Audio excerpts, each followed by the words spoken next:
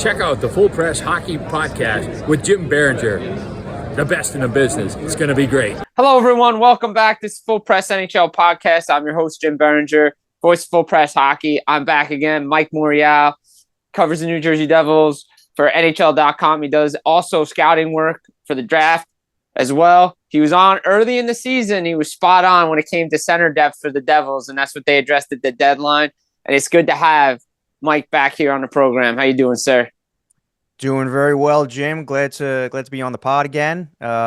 It's always great to talk puck with you. I know we usually get into it with the Devils and some other items every so often. So I'm ready to dive in here. This is our second season, man. This is what we love. I mean, this is what you work for. I mean, not only as players and coaches, and obviously the fans love it, but we as writers, broadcasters, journalists, we love this time of year because it's the most exciting time in the league. Yeah, absolutely. Couldn't have said it better myself. The Stanley Cup Playoffs is the best thing going. The hardest trophy to win in all of sports. I know everybody loves NFL and all these other sports, but you talk to everybody else on that side of the ledger. You talk to people in the NFL, you talk to people in NBA, especially those guys on TNT. They'll tell you they want to be watching the Stanley Cup Playoffs because the excitement, the overtime, everything matters. And the Devils are back in it again. And I look at it this way, right? You know, we always talk about the negative when it comes to the Devils in the playoffs, right? Only 3 times since 2012. How about we look at it from a positive? Second time in 3 years they're in the playoffs. I think that's how everybody should be looking at it, really. Let's start a new streak of being in the playoffs, right, Mike? Yeah. And you know what? A credit to Sheldon Keefe too, right, Jimbo? It's like, you know, he got the Leafs in there 5 straight years when he was in Toronto, which was a real nice accomplishment. And now to come over to the Devils, and this is exactly why Tom Fitzgerald brought in Keefe as coach. You know, you take baby steps here, but the first step is to make sure your team is qualifying for playoffs year in and year out, and you're not just sitting on the outside watching it every year. And you know, a credit to Lindy Ruff and what he was able to do 2 years ago to help the Devils get into the playoffs with the team they had, the goaltending they had, and they pushed. They beat the Rangers in that scintillating first round series and fell short against the team we're going to go up against in the first round here in the Carolina Hurricanes. But credit to Sheldon Keefe and what he's been able to do, particularly minus, you know, Jack Hughes, Dougie Hamilton, Jonas Siegenthaler, and some other players with some bumps and bruises along the way, was able to, you know, make the proper adjustments when he needed to do that. And Keefe has always been that, and we talked about this on the earlier pod too, Jim. Keefe has always been that type of coach that has worked well with young players. You look at what Austin Matthews is doing in Toronto. A Mitch Marner, who has just been lights out this season. You know, he was young when Keefe was there, and he matured and helped him grow into a two-way type player. But you know, if you're good on the defensive side of the puck, you're going to get your opportunities offensively as well. And I think that's one of the things that Keefe brought to this Devils team. He has preached. And it has certainly worked for a lot of the players on this roster. No, it definitely has. I mean, I've definitely seen improvements just for Bratt defensively. You know, Nico Hischier, we've always known has been a great two-way center. But, you know, he's definitely going to be winning his share of Selke trophies, his leadership with guys out of it. You mentioned guys, bumps and bruises. Tom Fitzgerald gets a goalie in the summer, and we've documented that. Jacob Markstrom's been out of the lineup for a while. You know, he's finally back in form. Jake Allen stepped in, you know. Again, you don't want to look at the last game of the season because it was, you know, AHL guys playing and, you know, Detroit. There's really not a lot to play for. Even when Sheldon was talking about it, right? They've already kind of switched gears looking at Carolina because they've known for a while who they've been playing. And it's a similar situation when he was in Toronto. He knew like pretty much every year who he was playing. They were Boston, it was Tampa, it was this team. Like, so that he knew, and they've kind of switched gears here. But again, credit to this coaching staff for getting guys up to par, stepping in. Luke Hughes really took over as a number one defenseman, in my opinion, when Dougie went down. You know, again, and the big thing for this Devils team all year has been consistency, whether the team's been healthy or it's not been healthy. Putting a 60-minute game together that has to start in game one of the Stanley Cup playoffs. Yeah, you know what, Jim? I had a great conversation with Bryce Salvador. Obviously, he works for MSG Networks. He's a great analyst, NHL analyst there. And I always like to pick Bryce's brain because he's so good. He's very, and you know Bryce, he's like very Yeah. analytical. Even when he's doing the broadcasts, he likes the analytics part of the game, but he's not to the extreme where this is the end all, right? Bryce still talks and has that gut feeling about players, about situations, about how you need to play at certain points in every game. But one of the interesting things I remember him telling me was that Sheldon Keefe, you know, a lot of times when they spoke, he's actually it's actually been a real learning experience for Keefe because you don't know until people are kind of picking themselves up, what their character is made out of. Like, how do they react under pressure? How do they react when things aren't going their way? How do they react when the pucks, are going off and going into the net, when you least expect it? Do you start losing your teammates? Do you start hearing those sound bites in the locker room?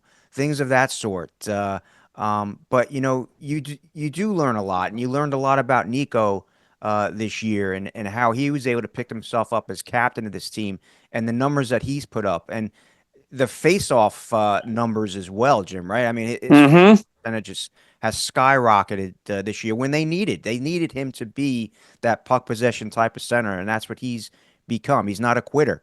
And you learn about a team from that perspective and how it can galvanize people.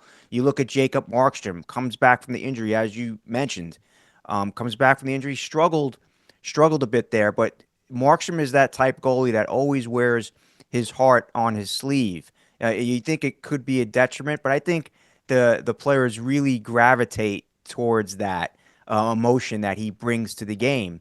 And even Jesper Bratt, in some ways, he's become a lot more. And you mentioned it, like he's playing on the PK. He's playing a lot more defensive, but he's also not necessarily knocking guys over, but he's a lot more physical in the corners this year, bumping guys away, tracking pucks really well under Keefe. And that was something that limited Jesper against Carolina 2 years ago when they lost in the second round. I don't have the stats in front of me, Jimbo, but I remember looking at them recently, and the numbers were pretty ugly for Bratt in that 5-game series loss against Carolina. I think he had 2 assists and was -6 Oof. in the 5 games, and he had a real good first round series against the Rangers. So that just tells you the type of team that the Devils are going up against here in Carolina. Look, both squads, as you mentioned, rested a lot of players. Carolina did against Montreal last night. The Canadians, congratulations, they get into the Yeah. playoffs. But both teams rested players, and that's what the Devils have basically been doing here for this last week. So now it's go time. But that being said, I think Keefe has learned a lot about this team and how he can tweak things, how he can work things, and the buttons he needs to push to get the Devils to where they need to be to possibly make this a competitive series. Well, yeah, and that series is going to start officially now on Sunday. As we know, the NHL just released the schedule. Hey, there you go. Yeah, they just released as we're recording this right now. They just released the schedule. 3 p.m. is game one of the Stanley Cup playoffs for the Devils and the Hurricanes. And this is a familiar foe for the Devils, not only in the division. And break it down, both teams have won on home ice this year, right? Carolina won their 2 games in Raleigh. The Devils won their 2 games in the Prudential Center. They've played Carolina pretty well in the regular season, but we know the playoffs are different. And to me, I go back to that 2023 series, right? And I know the emotion of beating the Rangers and this and that, but there were a lot of things that I noticed how Carolina kind of set the playbook. And I'm not trying to be negative on this, but when the Devils, the big thing to me in the adjustments, you talk about Keefe adjusting and he talks about adjusting and players learning to adjust, right? Sometimes a coach can adjust so much, but it's still on the player, like an individual sport, to make the proper adjustments on the ice. And I think that's what the Devils are going to need to learn, especially if they're down in a game, because Carolina is just going to take the neutral zone in the middle of the ice away, and they're not going to give them a lot if they have a lead. It's a great point, Jim. And yeah, that's going to be stressed by the coaching staff. And look, Keith has said this too, right? During practices and morning skates, post game, that they've had time to kind of settle in and look at the video with the Canes, even though they haven't played them in some time here in the regular season. They know what they're up against. And it was a great quote that Keith provided, in that, yes, the Canes are an easy team to prepare for because you know exactly what they are. But the Hmm. tricky part is how are you going to, counter that? How are you going to gain access in the zone? How are you going to shut them down when those three forwards, come into your end and start the cycle for that big power line that's going to, attempt to score goals and score in abundance. I mean, Sebastian Aho has been great this year. His line mates there too have played very, very well. Seth Jarvis, in the league a couple seasons, has really come into his own this year and leads the team with 31 goals. So, look, the Devils have good numbers. To get to your point too, I mean, look, the third best power play percentage, second best penalty kill, but it really is going to come down to, can the Devils play with urgency and structure, and in addition to getting the goaltending that they need? Because we know if the Devils, and we've seen this the last half of the season, even when they had their full lineup of stars in there, if the Devils play average, Jim, they're not going to have a chance in this series. They're not going to have a chance. They need to play better than average. And I know that's a tough ask in the playoffs against a tough team like Carolina, but it is what it is. You play who you get. And Yeah. the Devils have been third basically since the Four Nations tournament, and Carolina has been second in the Metro. So this is it. So you're going to need production from your stars, but you're also going to need, production from that bottom six. And let's face it, Markstrom has to be lights out here. Yeah, he does. And he's going to need help in front of him, though, too. Like, it just can't be, the goaltender. Like, the goaltender is going to have to steal you a game. That's all well and good. But I've seen this, like, and again, the fan base and everybody, but looking at it, it's like, all right, well, Markstrom can stand on his head all he wants, and he's done it in games, and they've still lost because the team in front of him hasn't produced. And the defense is he's got to make, like, early in the season when they were on that run in December, he was making 1 to 2 extra necessary saves, like per shift or maybe per game. Recently, it's been like 3 to 4 extra saves that he needs to make because the breakdowns in the defensive structure. To me, the playoffs, when you get into it, and that's where the Devils teams of the past are so good with this, just play your game, play patient hockey, no matter what the score is, just play the same way we've been playing, because that's what's got us here. Yeah, make an adjustment here or there. And I think that's what they're going to have to do, because Carolina has an aggressive PK. If they can catch them off guard with a pass here or there, look how aggressive they are on a PK, exploit that a little bit, get to Anderson, because again, Rob Brendamore likes to go to Freddie Anderson a lot, and he's probably going to be the guy. So if you can get to him early, that's a good sign for the Devils. And again, these leads, if you have a lead, don't give it up. Play structured defense. You're down, and then all of a sudden, in the final 5 minutes of the third period, you come alive. Like, that's not going to win you hockey games in the playoffs, especially in that building. And again, not to want to bring this stat up, but we were talking about it last night. 3-12 and 15 games in the playoffs in Carolina is, I mean, eventually the stats got to change, but it's a tough building to play in, especially in the playoffs. Yeah, I mean, you look at all four games this year, the home team won each of the games. So, yeah, I mean, it's real tough to win in Carolina. And, I mentioned earlier, talking to Bryce, I did discuss with him survival mode in those first 5 to 10 minutes in each of the games in Carolina. It's pivotal.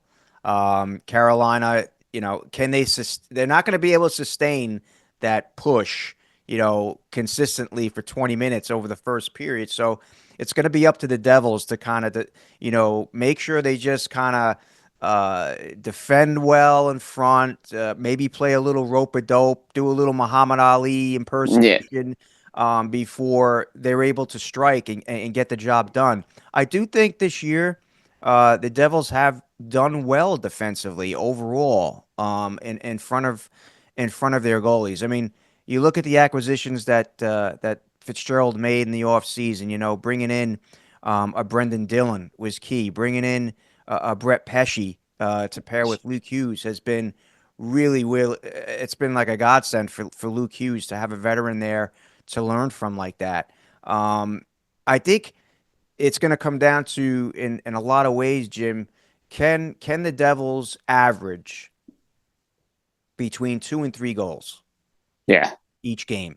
If they're able to score between 2 and 3 goals, based on what we've seen during the regular season with how they can defend when they're at the top of their game, and let's face it, they're getting Dougie back, so Dougie will be in the lineup there too. So Dumoulin has played extremely well. I feel I thought it was a great, trade deadline acquisition by Fitzgerald when they lost Siegenthaler.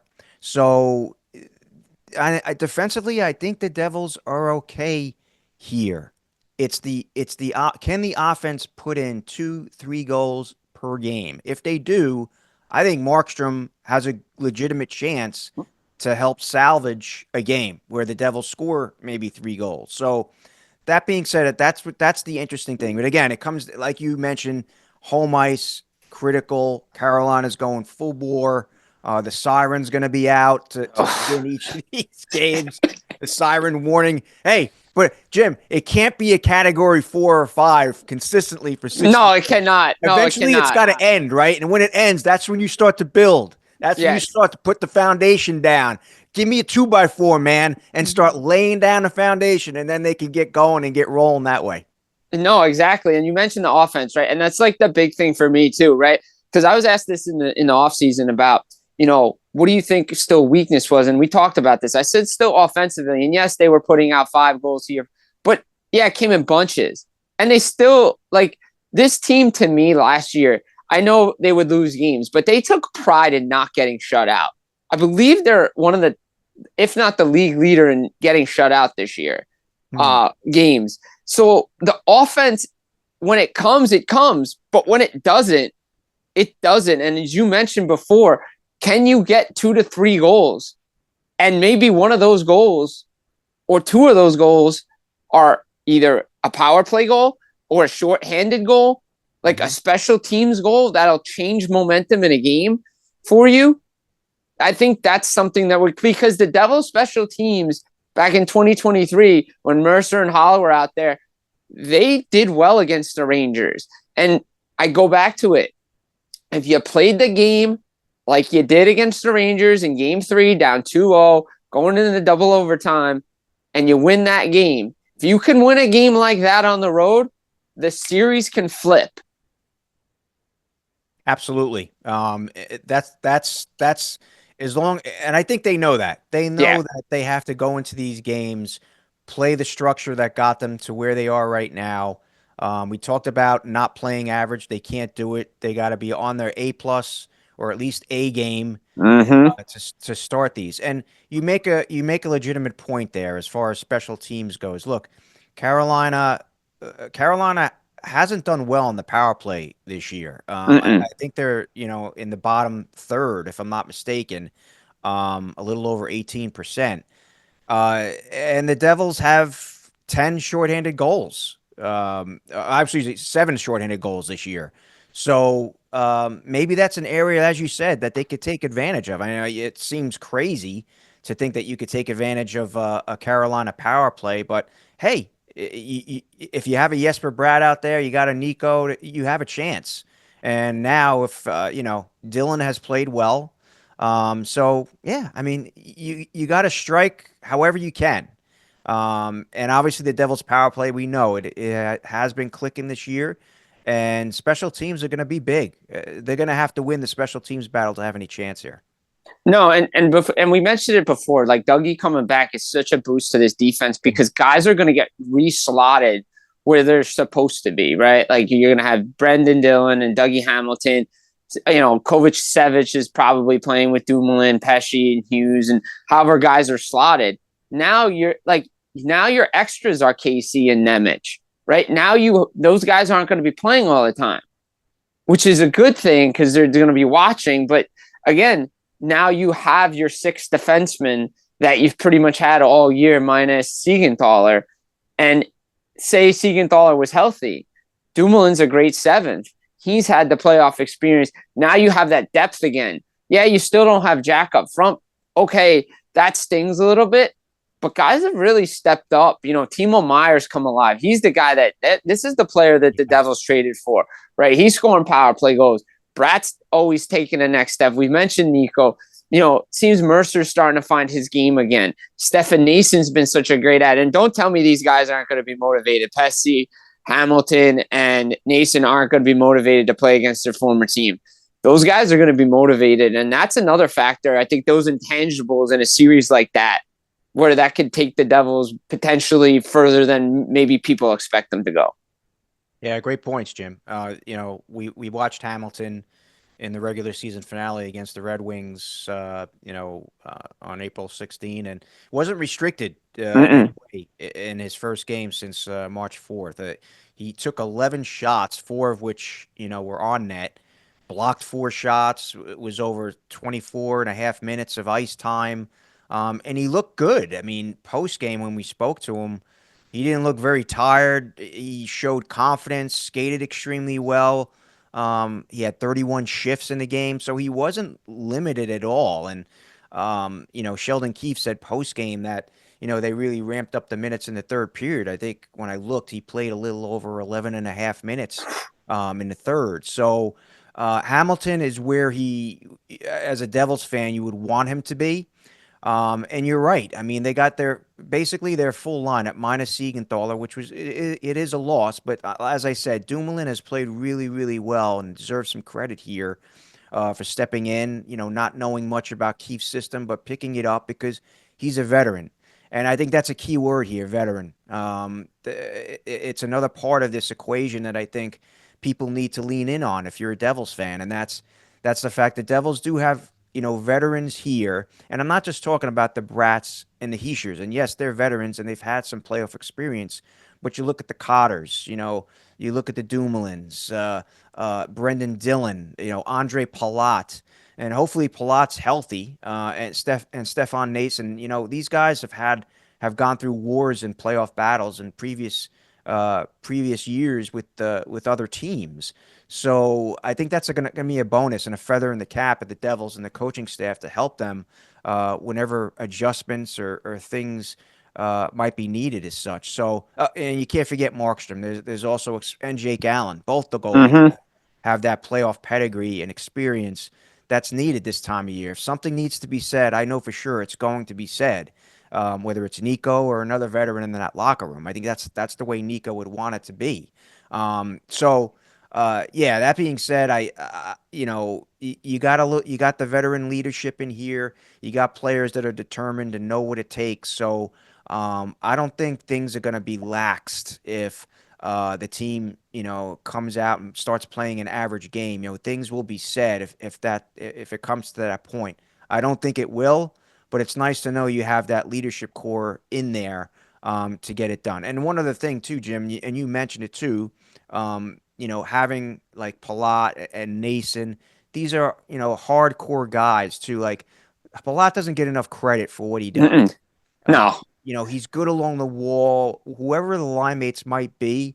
And I stress this to Devils fans because, sometimes I see tweets and stuff about what's Andre Palat playing with this guy or this guy. Well, he let's face he's won cups with the Tampa Bay Lightning. Yeah. And he's played with some pretty special people there too. So the reason why he's with these special players that the Devils might have on their roster is because he's going to make those players better. He's a leader. He knows what it takes to win in crunch time and this time of season.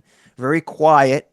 He's a very quiet guy, but he has a fire that burns inside. I mean, it bothers him that he hasn't, missed the playoff a couple of years here with the Devils. So as long as Palat's healthy, he's got that lower body, right, Jim, right now. Yeah. So we'll figure out what the status is with Palat. Hopefully he's okay.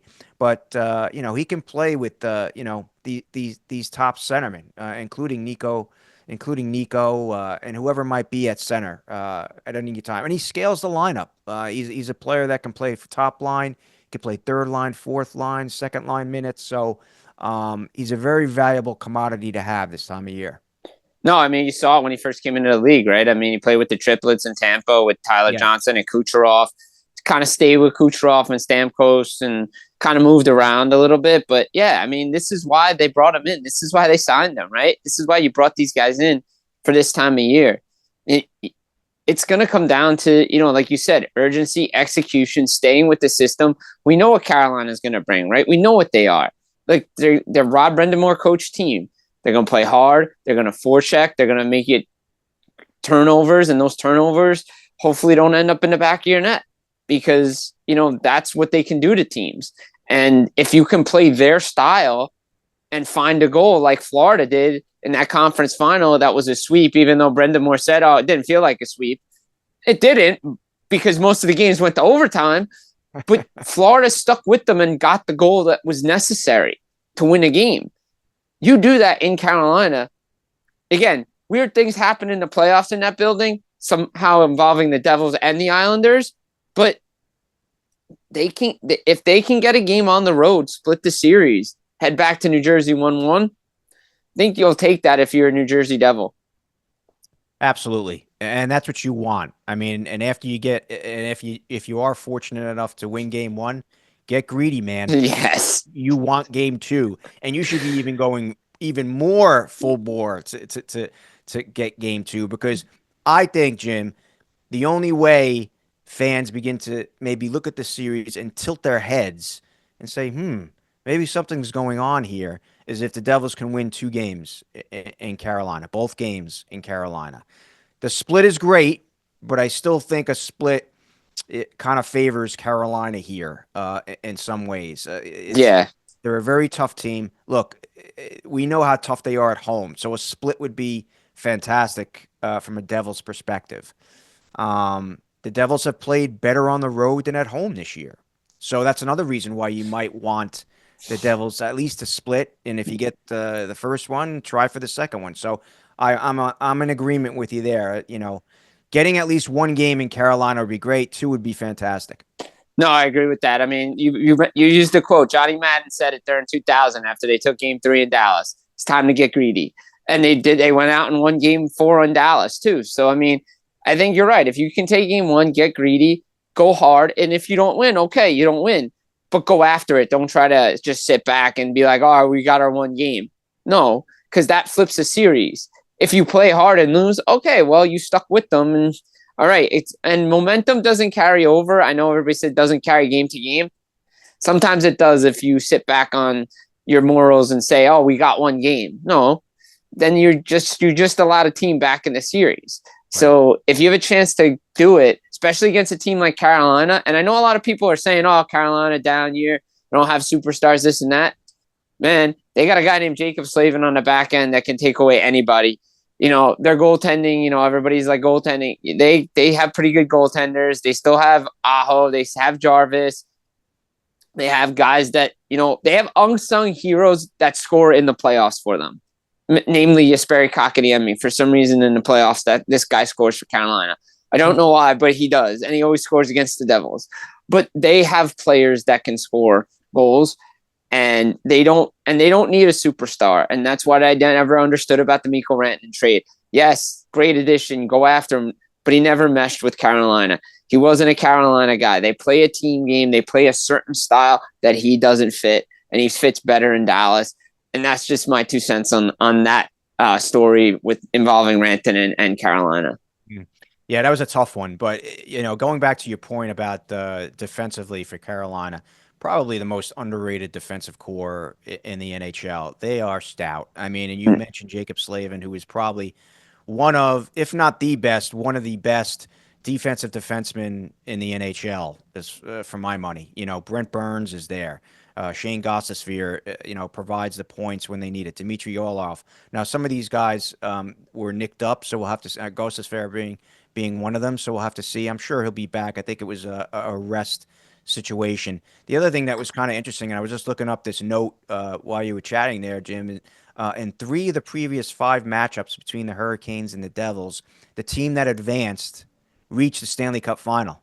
New Jersey in 2001, Carolina in 02 and 06, and the Hurricanes won the Cup in 06, as we all know. So It's an interesting little nugget there, but I also I also took note of what the Hurricanes were saying when they qualified this year, and knowing that they were going to play the Devils. And a couple of things that stood out to me. Coach Rod Brindamore, when he said, there's still that carrot out there for me to help this organization get to where we need to, and help these guys that are there and want to do it too. And then the great quote from Sebastian Aho that I wrote down here: "We've gotten so close and built something special year after year, but close isn't good enough. Close sucks."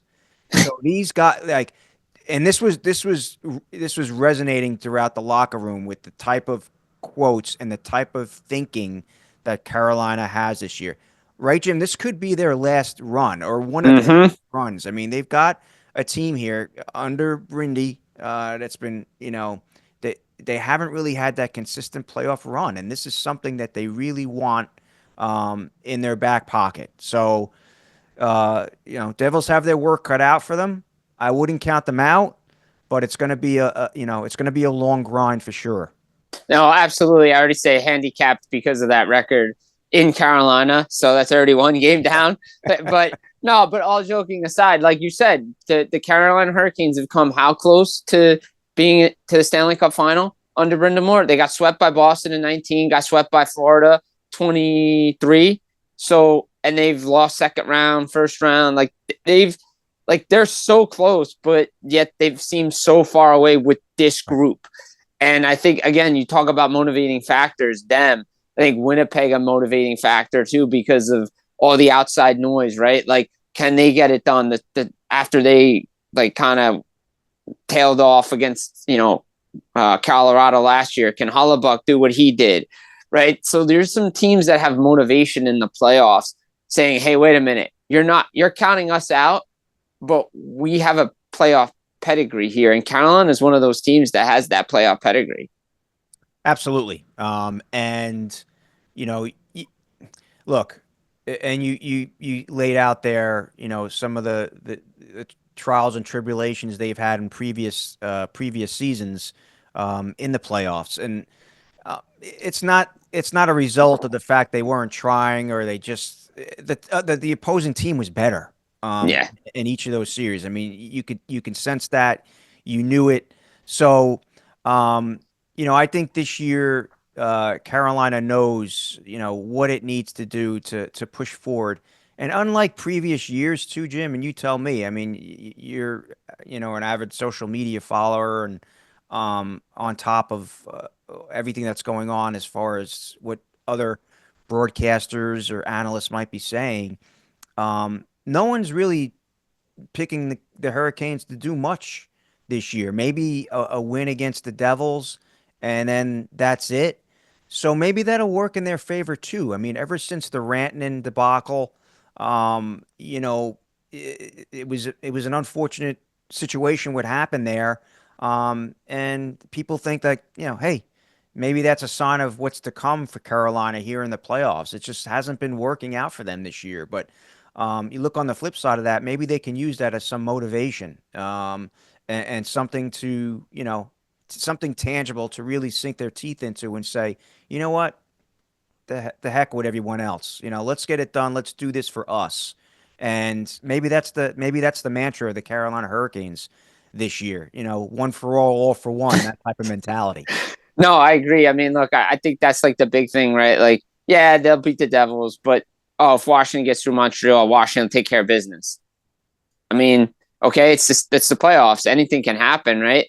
But Washington has to get back to playing what Washington was before they kind of went in their little tailspin and had injuries, and their quote unquote starting goaltender Logan Thompson got hurt, and the Ovi chase, and what a remarkable job for Alex Ovechkin getting that. But they've kind of not. They haven't been playing well, and Montreal has all this momentum now coming in to Washington, and it's kind of the book of 2010 when, no one gave them a chance, and they came back to win because of goaltending and this and that. I don't know. I mean, look, I think Montreal could probably steal a game or two, but I'm not sure. I think they might have used everything they needed to on game 82 to get into the playoffs. So I don't know how much they'll have left in the tank. But I think, if you and I think this is a big thing. I know a lot of players say they don't see things. I think they do. They read it all, they see it all, they hear it all. I think if I'm New Jersey, like I'm Carolina, if people are saying some negative things, put that on the wall, say you're not going to do it. I'll go prove you wrong. I go back to my favorite documentary of all time, Last Dance, during the COVID era when that came out. Jordan, when he was in Cleveland that one year when they finally won, he's like, we took care of you tonight. Good, take care of you last night. Now we're going to take care of you tonight. So I think if I'm one of these teams, use this. Everybody say it, especially on the New Jersey side. No one's picking us. No one's picking. Let's go out and prove them wrong. Yeah, absolutely. That's what you want to do. I mean, sometimes it's all right to be the underdog. Obviously, it's nice to be the favorite. You look at the Winnipeg Jets. I mean, look at the Jets, right? They have to face the St. Louis Blues. Oh, The Jets are the President's Trophy winners. Now we know the history behind the President's Trophy and the struggles that every President's Trophy winner has had in the postseason when you think they were going to breeze to the Stanley Cup.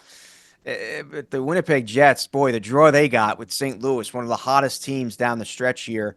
And you're facing a goaltender in Jordan Binnington, who, and for all intents and purposes, is very similar to how Jacob Markstrom plays the net. Maybe Binnington is a little bit more to the extreme because he'll actually come out and drop the mitts.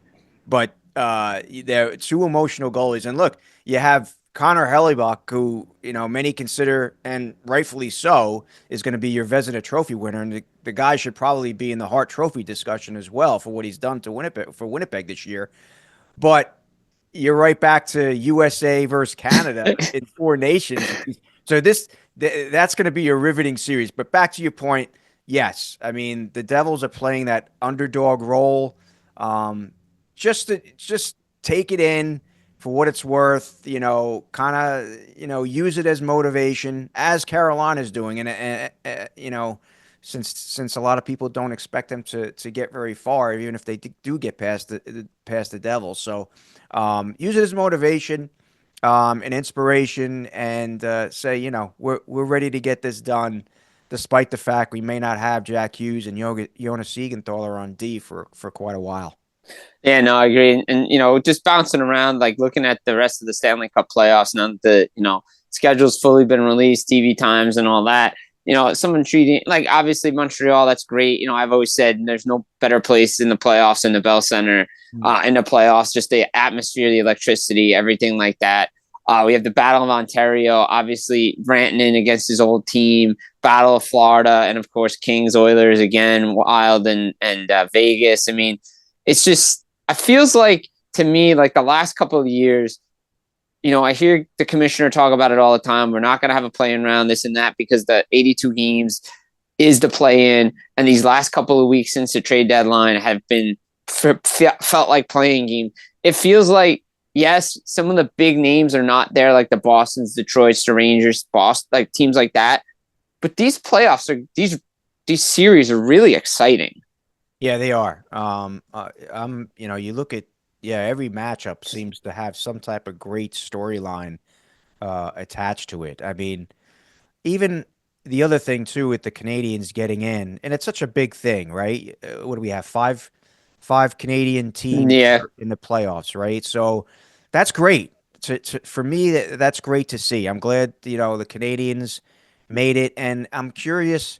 Lane Hudson is right now. I mean, well, he's my guy to win the Calder Trophy. I love what Lane Hudson is doing, and he was a player that I had projected as winning the Calder in September, October, when everyone looked at the 5'9", 162 pounds and said, how in the heck is he going to win the Calder when you have Celebrini and Michkov and even Stan Coven when he was with Dallas at the time, who, by the way, is now in Carolina.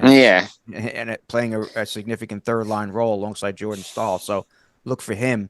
But, Lane Hudson, young player, and we were discussing this prior to coming on here, Jim. Some of these young players are going to have major impacts with these particular teams if they're going to be able to advance. And you would think Lane Hudson is one of those guys. Emil Heineman, also a forward for the Canadians, has done an exceptional job. Left wing, a 23-year-old. He was acquired in a trade with the Calgary Flames. So Heineman has done the job. Hudson has done the job. You look at Stan Coven, who's now, in Carolina, a player that the Devils are going to have to keep an eye on if they're going to, if they want to have any type of success. And then in the Central, Oscar Bach, third round pick in the 2018 draft, really had a nice coming out for the Dallas Stars this year. Another guy to watch, a centerman, blocks a lot of shots, can throw the body. I think he's going to be a key player in that series. Leon Bichelle was a player that Peter DeBoer for Dallas, a defenseman that really loves. Look, when you're 6'7", 230 plus pounds, you can throw the body and throw it well. Now, Bichelle, I remember him when Dallas came to New Jersey to play. I mean, he was throwing hits, and the Devils like, whoa, who is this Andre the Giant that's here? But he led all Stars players as a rookie in hits for obvious reasons. Averaged a little over 14 and a half minutes of ice time. So, and he played alongside Matt Dumba this year. So Bichelle is another player I like in the Central for St. Louis. Zach Balduke, 22 years old, first round pick in the 21 draft. He was in that top 10 among rookies in points this year. I think it was a plus 21, plus 22. Really played well, came along well. A good 5-on-5 guy. Can play the power play if needed. So that's just a sampling of a lot of young, good talent, in the league this year. Oh, one other I forgot. Carolina, their right wing, Sebastian Aho's right wing, Jackson Blake, Yes. really has played, right, Jam? He's really played Yeah. really well. I mean, you got to be doing something right to be playing top line wing on a Rod Brindamore coached team. That means that you're playing two ways. You're defending well on your own end. You're getting to the corners. You don't care about stats as much as you do about, helping a teammate. So credit to Jackson Blake and what he was able to do. And look, he's a player the Devils, obviously the Devils are going to look at Aho, Seth Jarvis on that top line. But Jackson Blake, because of that, and because of the focus may shift to those other players, maybe Jackson Blake is a guy that can come up big for the Carolina Hurricanes. You mentioned Stankoven, Blake, all those guys. Another guy in St. Louis, I look at Jimmy Snuggerud, who just signed his deal and has scored a Z Bullion in Minnesota. He's playing top power play minutes, It looks like. JJ Moser down in Tampa. All these young guys that are coming into this league. Demidov now in Montreal. He's signed his deal. He's in there playing. I know they love him up there. And the Devils are going to have their guys, that could potentially make I actually really like to play, and maybe he'll get a game. I don't know. Maybe he won't. I don't know. But I've really liked the play of Mark McLaughlin. Is that right? They just signed. Like, he's played really well when he's come up, part of that trade with Boston that they had. I thought he had some good games with New Jersey. And there's just a really good young talent in this league that can, you never know, come playoff time, they could make a real impact, like a Cole Perfetti that's finally taking the next step in Winnipeg for them. So they have a lot of guys. And obviously, the one that everybody's going to look at and circle is Nick Suzuki. He's a Vegas draft pick. He was part of the Pacioretty trade, and look what he's done in Montreal. Yeah, I mean, he has. And it was Nick Suzuki that really started the whole goal splurge for Montreal against Carolina to help them qualify for playoffs Wednesday night. So, there are, as you mentioned, that all these series look fascinating. There's a storyline to each of them. Obviously, we'll be paying close attention to the Hurricanes and Devils covering that series, but we're also going to be keeping our right or left eye on these other series that are going on because they're so intriguing. I mean, even the Battle of Florida, right? Oh. I mean, the first round match, the Battle of Florida. Tampa Bay is chomping at the bit to get a shot at Florida, the defending Stanley Cup champ, and looks like Matthew Tkachuk might be back. So that's just going to add fuel to the fire. And as far as Ottawa is concerned, Jim, I'm just happy for Brady Tkachuk that he finally gets a chance to experience some playoff hockey. I mean, if there is one player in this entire Stanley Cup playoffs that was just born and made for playoff hockey, Brady Tkachuk is that guy. So, looking forward to watching Brady, do his thing for the Ottawa Senators against the Maple Leafs. Yeah, I mean, I saw what he did at Four Nations. I mean, Yeah. if he's gonna be, I mean, maybe tone it down a little bit. Don't get hurt like his brother. Don't do that. But he Right. was born to play in this type of environment, and I think we can put the rest. And I think this is going to put a lot of the uneasy and put it to rest that he's not leaving the Ottawa Senators anytime soon. They're getting to the playoffs. They took the next step. They have the goaltender. They can match up well. You go to Dallas, couple of guys maybe come back. Tyler Sagan's back. Miro Heiskanen potentially could be back. Gabriel Landeskog, what a boost for them if they get him back. Like, it's so much, like you said, there's just so much around the playoffs that I know everybody's going to be like, well, this team's not here, but who cares? The playoffs, there's so much intrigue around them. I just can't wait for it to start. And don't discount the Los Angeles Kings. Yes. It's a team under the radar. They've played so well this year under Coach Hiller. Don't discount them. And I know they're playing the runner-up last year in the Edmonton Oilers in the first round, and they got a huge hill to climb with defending Connor McDavid. And if you have a healthy Draisaitl in there, we'll see. But the Kings have played extraordinarily well this year. They defended well. They've got good goaltending. They've got forwards and veteran leaders in there to get the job done. So just keep your eye on the Los Angeles Kings out west, because I don't think a lot of people are talking about them. No, they're not. I mean, I personally think they're going to win that series against Edmonton. I just don't think – I'm not sold on Stuart Skinner or Calvin Pickard. That defense – no, Matthias Ekholm now. Kings have home ice. It just feels like this is the year LA is going to finally beat them. I do. I think this is the year they've been waiting for to move along. So yeah, I like the Kings roster. I like the way the coaching staff has kind of set the tone and prepared them for this point in the season too. Not a lot of benching of guys, but just consistently good throughout the course of the season. And just when you thought the Kings were going to drop out or bow out, at some point in the season, they win, another 4 or 5 games to go right back to where they were against top-level opponents. So, Los Angeles Kings, Jim, look out for them. Yes, and maybe look out for the New Jersey Devils as well, because you never know. You never know. I mean, you don't want to say that, but I think if you break it down, you look at everything, Devils wrap it all up. I think if you can get a couple of games in Carolina, start the series off on a high note, maybe you start swinging the momentum your way, because it's going to be an uphill climb. You don't, like you said, you don't want those Cat 4s, Cat 5s all the time. I don't think they can sustain it through 3 20-minute periods, maybe extra time. Devils get 1 or 2 games in Carolina. It's a different series. Give me 2 to 3 goals a game, 2 at least, possibly 3. If it's more than 3, then that's great. Yes. Give me the special teams, maybe a slight edge in one or the other. And give me, Markstrom and Net, who I think is the best goalie of the 4 that, will be twirling around in this series, including Jake Allen, Kochetkov, Freddie Anderson.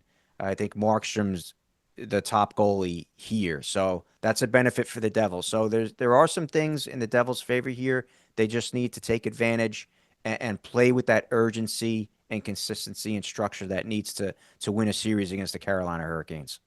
Yeah, I couldn't said it better myself. Always a pleasure to have you here on the Full Press NHL podcast, Mike. I hope we can do it again during the playoffs. And again, thank you so much for coming on and taking the time out of your busy day. Always a pleasure, Jim. Great talking puck with you. And we will see you, I guess, in the series at some point. We'll catch up. Thanks. Absolutely. Can't wait, guys. Full Press NHL podcast, iTunes, Spotify, up on YouTube. Get it wherever you can. Take care and have a great Barry Trotz, Nashville Predators, making sure you're listening to Full Press Hockey Podcast.